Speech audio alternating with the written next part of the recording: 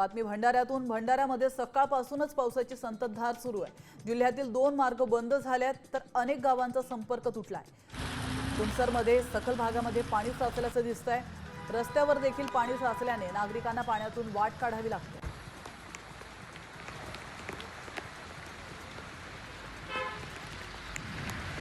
भंडारामध्ये मोबाईलवर रील बनवण्याच्या नादात तरुणाचा मृत्यू झालाय। अड्याळ पोलीस ठाण्याच्या हद्दीतील सोनेगाव शेत शिवारामध्ये ही घटना घडली आहे।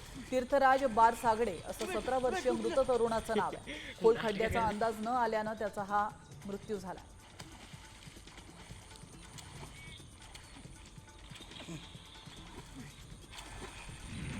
नागपूरमध्ये एका महिलेनं बॉयफ्रेंडच्या मदतीने नवऱ्याची निर्घृण हत्या केली आहे। पोलिसांनी आरोपी महिला आणि तिच्या बॉयफ्रेंडला अटक केली आहे। आरोपी महिलेनं नवऱ्याच्या हत्येला नैसर्गिक मृत्यूचं स्वरूप देण्याचा प्रयत्न केला, मात्र पोस्टमार्टम रिपोर्टमधून हत्या झाल्याचं उघड झालं।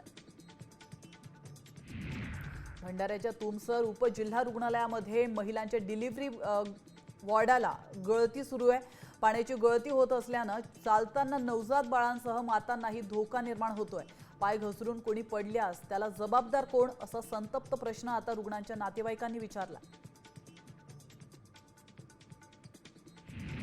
अकोल्यात 25 बेरोजगार तरुणांची कोट्यवधी रुपयांची फसवणूक झाली आहे। वेस्टर्न कोलफील्ड लिमिटेडमध्ये नोकरीचा आमिष दाखवून प्रत्येकाकडून 10 लाख लुबाडले गेलेत। पैसे परत मागितल्यास माजी आमदार गोपी किशन बजोरिया यांच्या नावाने धमक्या देत असल्याचा आरोप फसवणूक झालेल्यांनी केलेला आहे आणि बजोरियांनी मात्र सर्व आरोप फेटाळले।